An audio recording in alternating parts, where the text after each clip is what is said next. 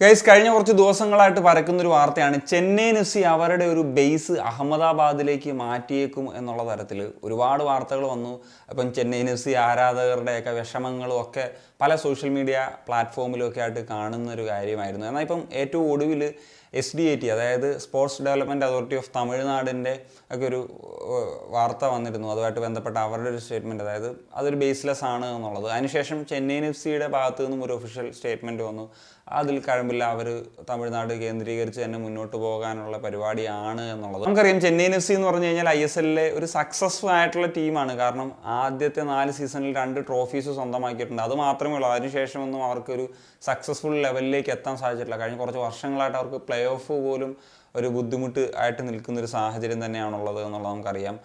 അപ്പോൾ അതിൻ്റെ ഒരു തരത്തിൽ ആരാധകർ വലിയ തരത്തിൽ ഫ്രസ്ട്രേറ്റഡ് ആണ്. അതിലിപ്പം പ്രതിഷേധങ്ങളൊക്കെ ഉന്നയിക്കുന്ന സാഹചര്യങ്ങളൊക്കെ ഉണ്ടാകുന്നുണ്ട്. സോ ഈ ഒരു സാഹചര്യത്തിൽ ഇപ്പം മാനേജ്മെൻറ്റ് ഈ ആരാധകരെ ഈ പ്രതിഷേധങ്ങളിൽ നിന്നൊക്കെ ഒന്ന് ഡൈവേർട്ട് ചെയ്യാൻ വന്നൊരു വാർത്തയാണോ എന്നും നമുക്ക് ചിന്തിക്കേണ്ടിയിരിക്കുന്നു. കാരണം അങ്ങനെ വരുമ്പോഴത്തേക്കും ഒന്ന് അടങ്ങുമല്ലോ, അയ്യോ ക്ലബ്ബെങ്ങാനും പൂട്ടി പോകുമോ എന്നൊക്കെയുള്ള സാഹചര്യത്തിൽ. സോ ആദ്യമൊക്കെ വന്ന വാർത്തയാണ്. അപ്പോൾ അവർ നോർത്ത് ഇന്ത്യൻ ഓണേഴ്സാണ്. അപ്പം അവർക്ക് നോർത്ത് ഇന്ത്യയിലേക്ക് ബേസ് മാറ്റിക്കഴിഞ്ഞാൽ ഓപ്പറേഷൻസൊക്കെ സുഗമമാകും എന്നുള്ളത്. സോ എന്താണെങ്കിലും അത് സംഭവിക്കില്ല എന്നുള്ളത് ഇപ്പോൾ പുറത്തേക്ക് വരികയാണ്. ഈ സീസണിൽ എന്താണെങ്കിലും അത് സംഭവിക്കില്ല. പക്ഷേ ഈ പറഞ്ഞ പോലെ ലോങ് ടൈമായിട്ട് കേൾക്കുന്ന റൂമർ തന്നെയാണിത്. അപ്പോൾ ഇത് പറയുന്ന സമയത്ത് കേരള ബ്ലാസ്റ്റേഴ്സിൻ്റെ ചില മാനേജ്മെൻറ്റ് മുണ്ട് താങ്ങികളൊക്കെ ഇട്ടുന്ന ചില കമൻറ്റും കണ്ടിരുന്നു. ബ്ലാസ്റ്റേഴ്സിനെയും നിങ്ങളിങ്ങനെ പറയുന്നെങ്കിൽ സൂക്ഷിക്കണം, അവരെങ്ങാനും ബേസ് മാറി വല്ല ഹൈദരാബാദിലോട്ട് പോയി എന്ത് ചെയ്യും, അവരുടെ ബേസ് അവിടെ അല്ലേ എന്നുള്ള തരത്തിലൊക്കെ. പൊന്മുട്ട ഇടുന്ന താറാവിനെ ആരും കൊല്ലില്ല, അത് ഉറപ്പാണ്. ഞാൻ എഴുതി വെച്ച് തരാമെന്നുള്ള കാര്യമാണ് ബ്ലാസ്റ്റേഴ്സിൻ്റെ കേസിൽ പറയാനുള്ളത്. കാരണം അത്രയും ഫാൻസ് ഉണ്ട്.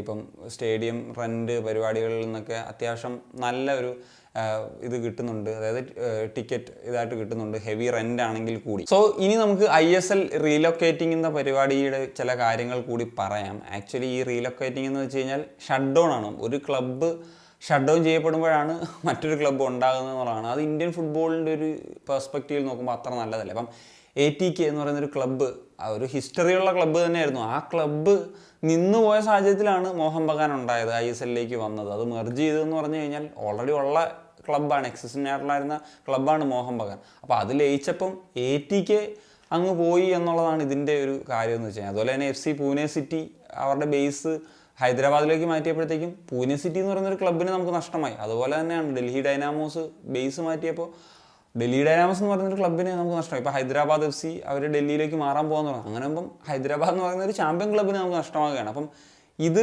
വളരെ ഒരു പ്രശ്നമാണ് എന്നുള്ളതാണ് ഏറ്റവും പ്രധാനപ്പെട്ട കാര്യം. കാരണം ഒരു ടീമിനെ ഒരു ഫാൻസ് ആരാധിക്കണമെങ്കിൽ, അല്ലെങ്കിൽ അവർക്കൊരു സ്ട്രോങ് ആയിട്ടുള്ള ഒരു സ്നേഹമൊക്കെ ഉണ്ടാകണമെങ്കിൽ ഇങ്ങനെ ഈ ഒരു കൺസേൺ ഉണ്ടെങ്കിൽ എങ്ങനെയാണ് നടക്കുക, എങ്ങനെയാണ് ഒരു കൾച്ചർ ഒരു സിറ്റിയിൽ അല്ലെങ്കിൽ ഒരു സ്റ്റേറ്റിൽ ഡെവലപ്പ് ചെയ്യാൻ സാധിക്കുക എന്ന് പറയുന്ന ഒരു ചോദ്യം തന്നെ അവിടെ നിലനിൽക്കുകയാണ് എന്നുള്ളതാണ്. ഇപ്പോൾ ചെന്നൈ പോലെയുള്ള അത്യാവശ്യം ഫാൻ ബേസ് ഉള്ള ഒരു ക്ലബിൻ്റെ ഭാഗത്ത് നിന്നാണ് ഇങ്ങനത്തെ റൂമേഴ്സും കാര്യങ്ങളൊക്കെ വന്നത്. മിക്ക ക്ലബ്ബുകളും ഫാൻസും ഇല്ല, സ്റ്റേറ്റിൻ്റെ സപ്പോർട്ടും ഇല്ലാത്ത സാഹചര്യത്തിലൊക്കെയാണ് പോകുന്നത് എന്നുള്ളതാണ്. സോ ആ കാര്യത്തിൽ ഞാൻ പറഞ്ഞത് കൊച്ചിക്ക് അല്ലെങ്കിൽ കേരള ബ്ലാസ്റ്റേഴ്സിന് ആനുകൂല്യങ്ങളുണ്ട് എന്നുള്ളത്. ഇപ്പം ഏതൊരു ഗ്രൗണ്ട് എടുത്തു കഴിഞ്ഞാൽ, ഇപ്പം ബാംഗ്ലൂർ ആണെങ്കിലും അല്ലെങ്കിൽ മുംബൈ ആണെങ്കിലും ഒക്കെ, കൊച്ചി ആണെങ്കിലും ഒക്കെ, ഈ ചെന്നൈയുടെ കാര്യം എടുക്കുകയാണെങ്കിലും ഒക്കെ തന്നെ നമുക്ക് നോക്കിക്കഴിഞ്ഞാൽ അറിയാം ഹെവി റെൻ്റാണ്. അപ്പോൾ മറ്റു കാര്യങ്ങൾ ഇൻവെസ്റ്റ് ചെയ്യുന്നതിനോടൊപ്പം തന്നെ ഈ സ്റ്റേഡിയം റെൻ്റൊക്കെ എന്ന് പറഞ്ഞ് വലിയ ഭീമമായിട്ടുള്ള തുക കൊടുക്കണം, മറ്റ് ഫെസിലിറ്റീസിന് വേണ്ടി ഭീമമായിട്ടുള്ള തുക കൊടുക്കണം. അപ്പം ഇത് ഒരു വലിയൊരു പ്രശ്നം തന്നെയാണ് എന്നുള്ളതാണ്. ഇതിപ്പം ഞാൻ പറഞ്ഞല്ലോ, കൊച്ചിയുടെ കാര്യത്തിലൊക്കെ ആണെങ്കിൽ ടിക്കറ്റ് റവന്യൂ ആയിട്ട് ആരാധകർ വരുന്നുണ്ട്, കുറച്ചെങ്കിലുമൊക്കെ കിട്ടും.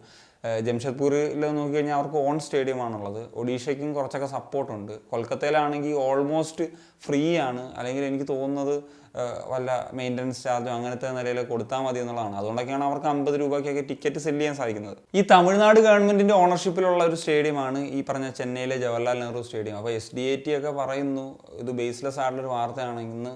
എങ്കിൽ ഇവർക്ക് ഈ റെന്റിന്റെ കാര്യത്തിലൊക്കെ ഒരു ഇളവ് കൊടുത്തൂടെ എന്നുള്ളതാണ് ഏറ്റവും വലിയൊരു ചോദ്യം. കാരണം ഈ തമിഴ്നാട്ടിലെന്ന് പറഞ്ഞു കഴിഞ്ഞാൽ മര്യാദയ്ക്ക് ഇപ്പം സ്റ്റേറ്റ് ലീഗ് പോലും നടക്കുന്നില്ല, ഈ ഫെഡറേഷൻ്റെ അടിയും കാര്യങ്ങളൊക്കെ കൊണ്ട്. അപ്പോൾ ഇന്ത്യയിൽ ഫുട്ബോൾ പോലത്തെ ഡെവലപ്പിംഗ് സ്റ്റേജിലുള്ള ഒരു ഗെയിമിന് മുന്നോട്ട് പോകണമെങ്കിൽ സ്റ്റേറ്റിന്റെ സപ്പോർട്ട് എന്ന് പറഞ്ഞു കഴിഞ്ഞാൽ വളരെ ഇമ്പോർട്ടൻ്റ് ആയിട്ടുള്ള കാര്യമാണ്. നമുക്ക് ഇനി കേരളത്തിലേക്ക് തന്നെ വരാം. കേരള ബ്ലാസ്റ്റേഴ്സ് കളിക്കുന്ന കൊച്ചി ജവഹർലാൽ നെഹ്റു സ്റ്റേഡിയം ഈ ഒരു സ്റ്റേഡിയത്തിൽ ഒരുപാട് പ്രശ്നങ്ങളുണ്ട്. ചുറ്റും കടമുറികൾ, കെട്ടിടത്തിന്റെ അപകട ഭീതി, കടമുറികളിലുള്ള ഒരു അപകട സാധ്യത, അടിസ്ഥാന സൗകര്യങ്ങളുടെ കുറവ്, ഗ്രൗണ്ടിൽ മറ്റ് ആക്ടിവിറ്റിക്ക് വേണ്ടി വിട്ടുകൊടുക്കുക. എന്നിരുന്നാൽ പോലും റെന്റിന് യാതൊരു വിധത്തിലുള്ള കുറവില്ല. അതാണ് സ്പോർട്സിനെ സപ്പോർട്ട് ചെയ്യുന്ന നമ്മുടെ കേരളത്തിലെ സ്പോർട്സിനെ പടവലങ്ങിയ പോലെ വളർത്തിയ നമ്മുടെ അതോറിറ്റീസ് അല്ലേ ശരിക്കും heroes. So that's it guys. അപ്പോൾ ഇത്രയൊക്കെയാണ് ഈ ഒരു വീഡിയോയിൽ പറയാനുള്ളത്. അപ്പോൾ നിങ്ങളുടെ ഒപ്പീനിയൻസ് എന്താണ് തീർച്ചയായിട്ടും കമ്പോസിൽ